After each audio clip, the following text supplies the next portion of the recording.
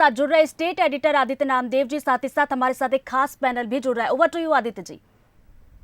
बिल्कुल, देखिए रितु, राहुल गांधी की सदस्यता खत्म होने के बाद बवाल मचा हुआ है। ताजा आपको मैं उदाहरण देना चाहूंगा छत्तीसगढ़ का। अभी कांग्रेस के एनएसयूआई प्रदेश युवक कांग्रेस के कार्यकर्ता पहुंचे हुए थे बीजेपी कार्यालय में, और उन्होंने बीजेपी कार्यालय के बाहर उनके प्रदेश अध्यक्ष का जो वहां पर पोस्टर था उसमें कालिख पोती है। तो देख सकते हैं अब ये जो पूरा आंदोलन है, क्योंकि कांग्रेस इसे आंदोलन का रूप दे रही है, ये धीरे धीरे उग्र होता जा रहा है। क्योंकि राहुल गांधी की जिस प्रकार से सदस्यता खत्म की गई है, उनके पास ऑप्शन बहुत साफ है। अगर हाई कोर्ट से उस पर रोक लग जाती है या फिर सुप्रीम कोर्ट, लेकिन अगर रोक नहीं लगती है तो 8 साल तक वो कोई भी चुनाव नहीं लड़ पाएंगे। ये अपने आप में बड़ी खबर है। इसके चलते पूरे छत्तीसगढ़ में जो है अलग अलग जगहों पर प्रदर्शन हो रहा है। बड़ी खबर आ रही कि लगातार युवक कांग्रेसी और कांग्रेस जो है उसका प्रदर्शन कर रही है। भूपेश बघेल का भी अभी इस पर बयान आया। भूपेश बघेल ने बहुत साफ कहा है कि ये लोकतंत्र का काला अध्याय है और कहीं ना कहीं इसका हर स्तर पर कांग्रेस पार्टी विरोध करेगी। ये पूरी खबर हम आपको बताएंगे। और देखिए, इसमें सबसे बड़ी बात है कि हमारे साथ देखिए दो महत्वपूर्ण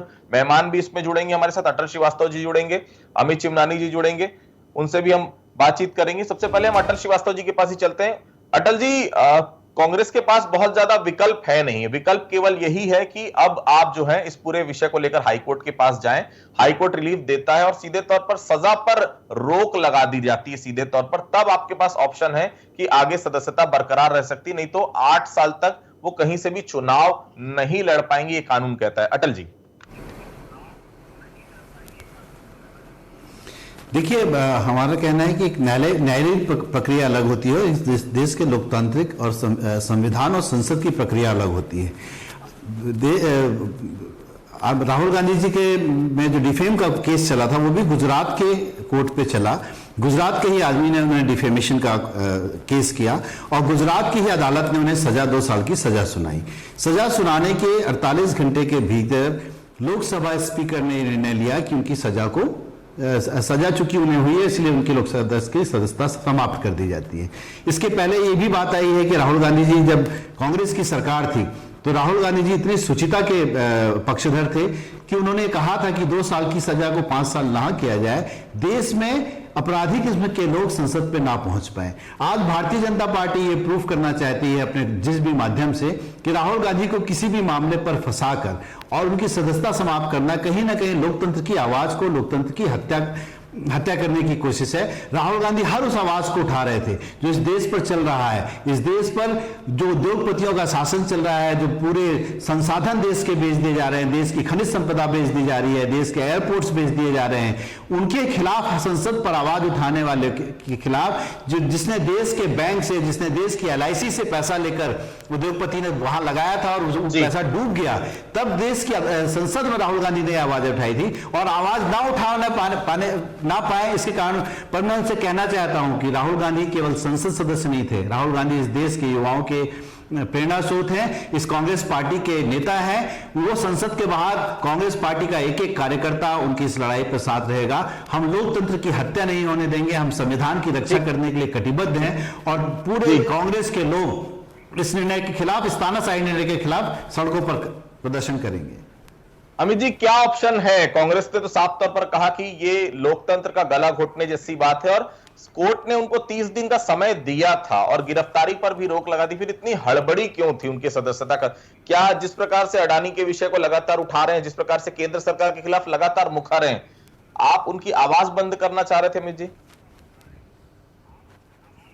तो मैं जो NSUI के लोगों ने शर्मनाक हरकत की है उसकी कड़ी निंदा करता हूं। किसी राजनीतिक दल के कार्यालय पर जाकर उसके प्रदेश अध्यक्ष के चित्र के साथ छेड़छाड़ करना, कांग्रेस क्यों ऐसा दिखा रही है कि वो पूरे विश्व की सबसे असभ्य पार्टी है? क्या संविधान में, क्या कानून में उनका भरोसा नहीं है? हमारे साथी हैं अटल श्रीवास्तव जी, बड़े मैच्योर हैं। मैं तो कहूँगा कि इस बात पर वो स्वयं इस डिबेट में खेद प्रकट करें। इस प्रकार की घटनाएं अगर प्रदेश में या देश में होंगी तो ये राजनीतिक दलों का काम नहीं है। दलों का काम जनता की आवाज उठाना है। दूसरा, ये कहना चाहूँगा, अमित जी जवाब ले लेते हैं। अटल जी जवाब दे दीजिए जी। देखिए, इस भारतीय जनता पार्टी की 15 साल छत्तीसगढ़ में सरकार थी और देश के इतिहास में इवन अंग्रेजों की हिम्मत नहीं हुई थी कि कांग्रेस भवन में घुस के लाठीचार्ज करें। भारतीय जनता पार्टी की रमन सिंह की सरकार ने बिलासपुर के कांग्रेस भवन में पुलिस वालों को भेजकर कांग्रेसियों को जमकर पीटा था, जिसमें कई कांग्रेसी, जिसमें मैं भी घायल हुआ था। तब लोकतंत्र कहां था? आज तो केवल उनके कार्यालय के कालिक पुतने पर इतने ज्यादा आप लाल पीले, और जब कांग्रेस भवन में आपकी पुलिस ने कांग्रेसियों के साथ मारपीट की थी घुस की, तब लोकतंत्र कहा गया था? बताइए वीरानी जी।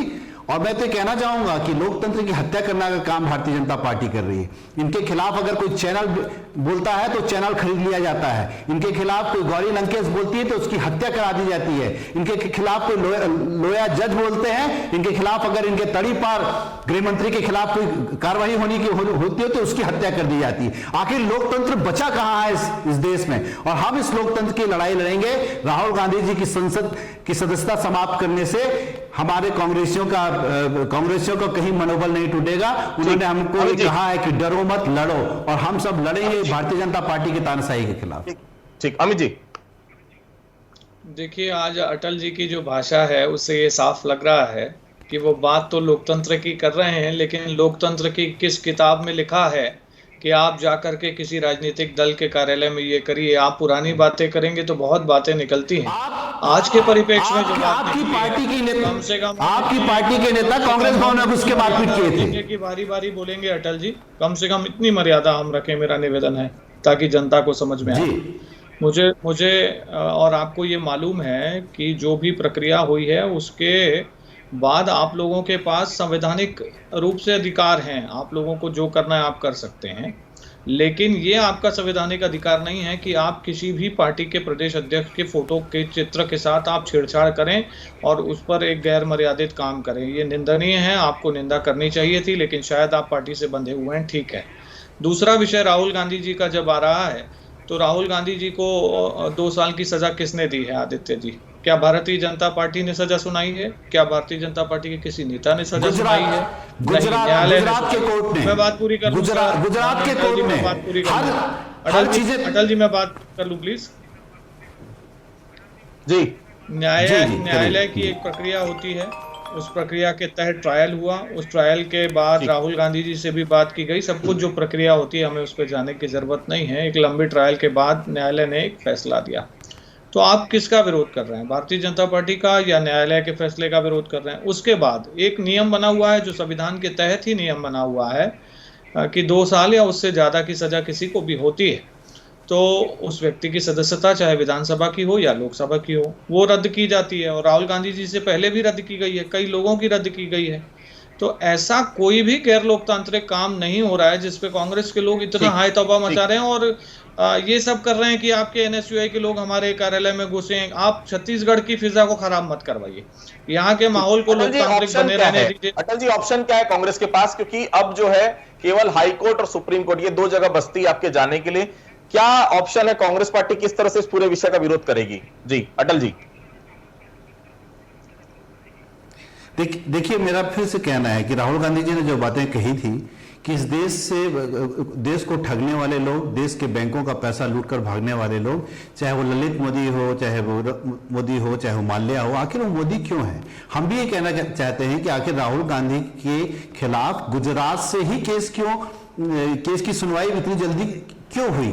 कहीं ना कहीं अडानी के खिलाफ बोलने की सजा है। अगर आप अडानी और अंबानी के खिलाफ बोलेंगे तो आप कहीं भी टिक नहीं पाएंगे इस लोकतंत्र में, और इस लोकतंत्र की हत्या करने का प्रयास है।